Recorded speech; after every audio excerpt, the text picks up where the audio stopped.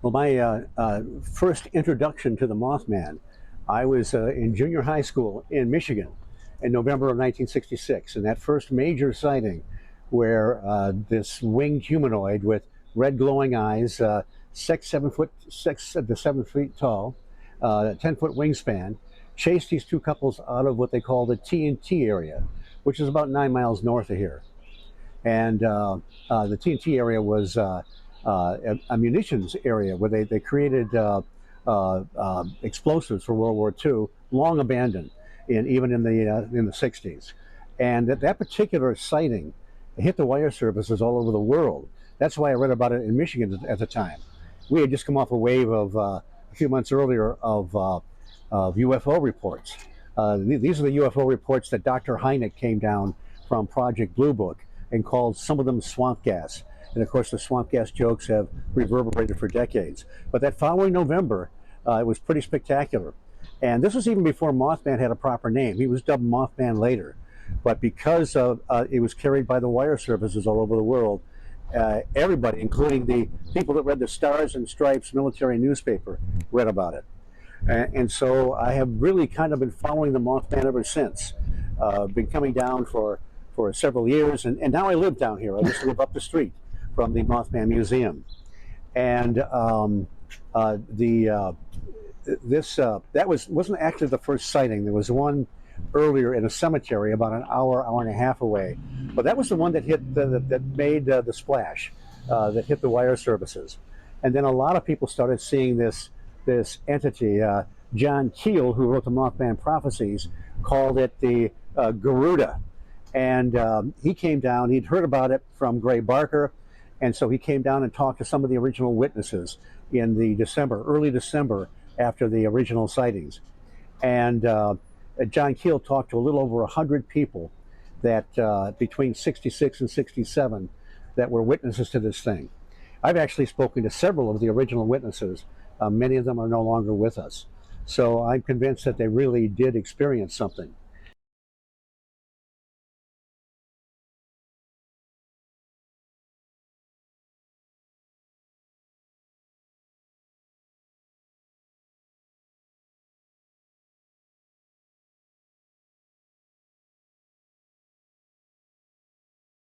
So we're inside the museum now. Here's Steve again. So this is the exhibit with some of the props from the Mothman Prophecies movie that have been collected over the years. I think Jeff knew someone that was holding on to these. Yeah, he had some kind of connection where he got legitimate props. And people that have seen the film, was pretty spectacular. This is where his wife, the character in the movie, has seen something, and she's drawing these images. And so they were able to get these and put them in the museum. Oh, right. That was at the beginning of the movie when she was having the visions. Exactly. Oh, yeah. So we have some kind of mundane props here, like the paint can and the blanket and so forth. The blanket that he used. What was it? They said that the blanket actually touched him. Yes. So some of them, are probably as safe from anybody lifting them, but we do have some cool stuff. If you remember the chapstick event, we've got the chapstick right here. So the police uniform and a lot of very cool props are here from the film. And a lot of the principals in the film signed photographs of their images. So pretty cool to have this stuff and preserve it. In 2017, I came down for the 50-year remembrance ceremony of the bridge collapse. They had a ceremony right downtown here. The Silver Bridge was actually just a few blocks up the street, north up the street, 6th Street. That's the bridge that went over to Ohio that collapsed on December 15th, 1967. There's a mural there, a memorial, and the 46 names of the people that died are on the sidewalk. Well, that weekend, I met a gentleman named Bill Edmondson. He was actually driving a semi from the West Virginia side to the Ohio side. He was headed to Detroit. We had some material that they used in making tires. And he was one of the ones that his truck went in. This was just after 5 o'clock, December 15th, rush hour traffic, Christmas traffic, about 20 degrees outside, the sun almost down. And he talked about how the bridge all of a sudden just started to sway back and forth, and it only took about 30 to 40 seconds to actually collapse. If you've seen the film, Richard Gere has all kinds of time to warn people about the bridge collapse, but in reality, it went down like a series of dominoes. Well, I met Bill Edmondson, and he was this guy. He was in one of the trucks. He went into the water, and he actually was holding on to the steering wheel because the truck had turned so far, and then everything gave way, the bridge, the truck. He hit the water. He was forced through the passenger window, right arm first, and which became useless at the time. He said he went to the bottom of the river. The current started pulling him up. It's going to sound comical, but his pants were actually dragging behind him, which again sounds funny at first, but as the currents are pulling him up, debris or something caught those pants and started to pull him back under. So imagine the dark waters, the temperature, and it just amazing. He was able to kick himself loose. He came to the surface. He grabbed on with his left arm because some of the material was floating there that he had been hauling. And a tugboat captain saw him cut off his flow downriver and pulled him up out of the water, probably moments before he would have died of hypothermia. And they rushed him to the hospital. There's an article on him right here. They misspell his name. They call him Bill Edmonds. But he was 88 when I talked to him, which means he was 38 when he was crossing that bridge. So that was a pretty spectacular story to be told one-on-one.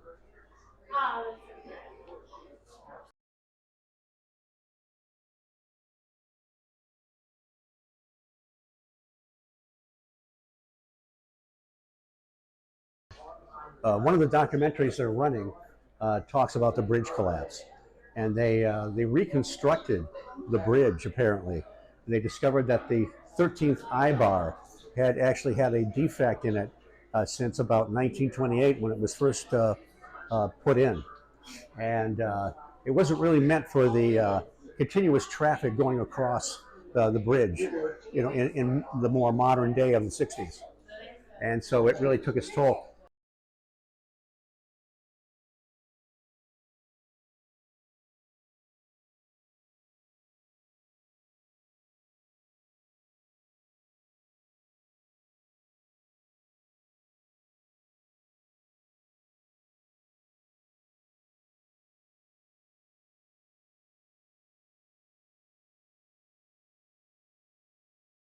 Yeah, Right. the early history.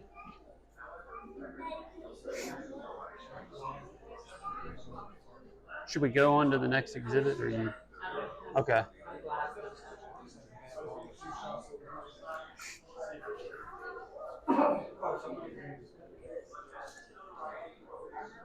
We've also got the Indrid Cold tapes here, right there. Oh, those are very interesting. Yeah. There you go. You know what we got?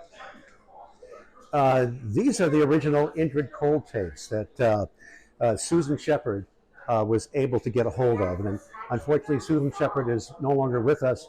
She was a staple at the Mothman Festival and talked about Woodrow Derenberger and his alleged meeting with Indrid Cold, who's supposed to be some kind of an alien. Very, very bizarre story. Woodrow Derenberger talked about how this is that same November. He was talking about how he was driving south on Route 77. This elongated craft kind of came down and landed and sort of forced him off the road. And he had this conversation with a gentleman that he claimed was Indrid Cold. And Indrid Cold looked kind of, in quotes, kind of foreign to Woody. They carried on a very strange, sort of a mundane conversation. If this guy was really a spaceman, the conversation didn't really amount to much. And Woodrow Derenberger said it was telepathic, and this gentleman said he would see him again.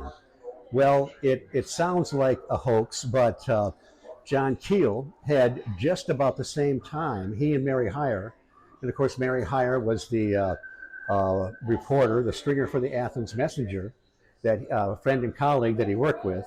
She wrote a column called Where the Waters Mingle, and she covered the UFO reports, the Men in Black reports, and the Mothman reports. But so he had John Keel and Mary Hyre had another man report about the same kind of experience, unidentified, with some kind of an entity. This individual didn't call himself Indrid Cold, but it was the same kind of a experience. And they did not come forth with it. So there's no way Derenberger could have known this. So it suggests there was something to it, but it's very confusing. Later on, Derenberger seemed to embellish some of the experiences he's supposed to have had, although there was another woman in Gallipolis, Ohio, across the river, that had a very Indrid Cold-like experience as well. So it's one of these bizarre paranormal events where some of it seems legitimate, some of it seems physical, and then other aspects of it are just like a will-o'-the-wisp, hard to pin down and understand.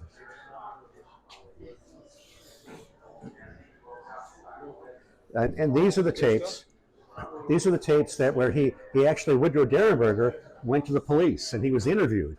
He was interviewed on the radio and so forth. And these are the tapes that were preserved. I believe you can find these online on YouTube, but it's just one of these very, very bizarre cases. Mm-hmm.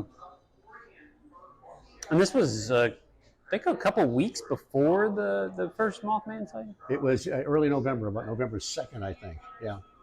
So it all happened about the same time, but who knows if there was any real connection. Right, right.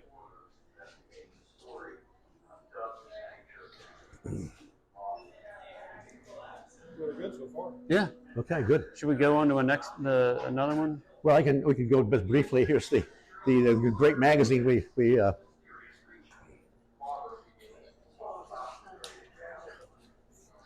when I was in high school, we had a UFO club. We had we'd had that wave of UFOs in March of 1966, and that inspired us, I guess. We had a group. We were the Aerial Phenomena Research and Investigation Center, and I better say that again. Investigation and Research Center. That was the first one, and then we realized that the acronym wasn't very complimentary, so we weren't dealing with chimps, and we switched those two letters around.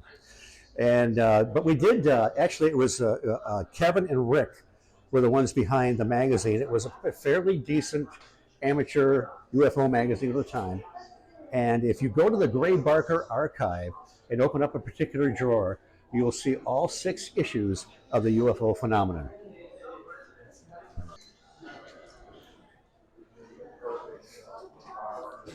Some of the stuff. Yeah, here we go.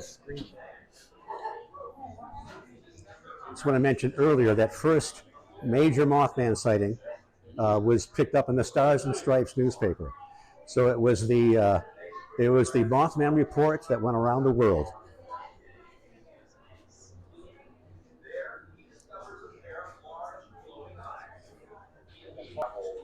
This is a reconstruction of the Old North Power Plant that was still standing in the 60s in the TNT area. Now, there are, if you look at the old black and white photographs of the 40s, it was a huge complex, and most of that was dismantled. But a few buildings were still standing, and there are still a few structures out there. This was still standing. It was not torn down until about the 1990s. I actually came down here in 1977, visiting some friends in Buffalo, New York, and I had read the Mothman Prophecies a couple of years before. And so I drove down and stayed at the Low Hotel, found it by happenstance, and the next day I went out to the TNT area. And back then you could drive all over the place, and the North Power Plant was still standing. So I was able to get in there and get some great black and white photographs, which I have not been able to find for the last 20 years. But it was great. I really wanted to see the area once I had read John Keel's The Mothman Prophecies. you can still go out to the area. It's right next to the fairgrounds, and across from the historical museum. And it's just an open field now, but that was where, on the dirt road, actually Jeff Wamsley talked to Linda Scarberry, one of the original witnesses that was chased in the car that night. And he was actually her paper boy. They lived on the same street. So here you have a monster growing up in your backyard and some of the witnesses living on your street. I mean, how cool is that? And so he went out with her one time. Now, Linda is no longer with us. She died a few years ago. But he took her out there and he said, now, Linda, I want you to go through everything that happened.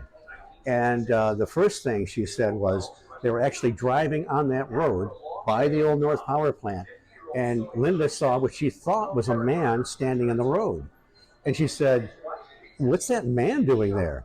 And then that man's wings spread about 10 feet out and was kind of shuffling along and went past the fence and toward the old North Power Plant. So that's how the whole thing started. They saw the red eyes, they took off, and allegedly this thing followed them into town.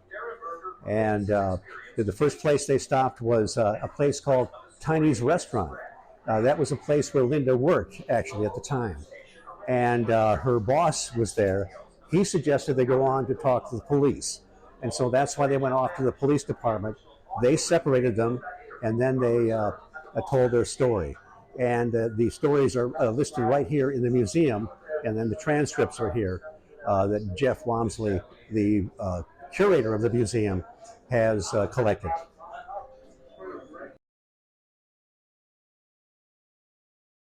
Yeah. Okay.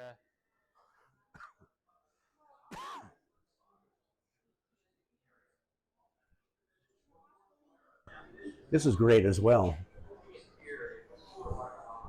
Oh yeah, the diner.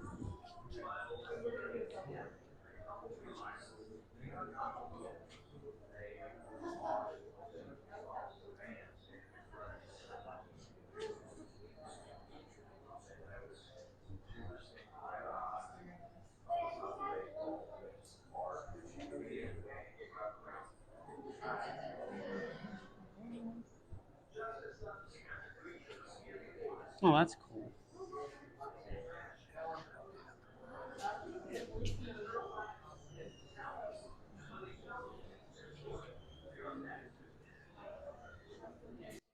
Are you guys going to do some filming around the statue as well, just out of curiosity? Yeah, sure. Okay. Definitely. Talk about the history We of can the hit a statue. couple spots here. You could also fly the drone over there too.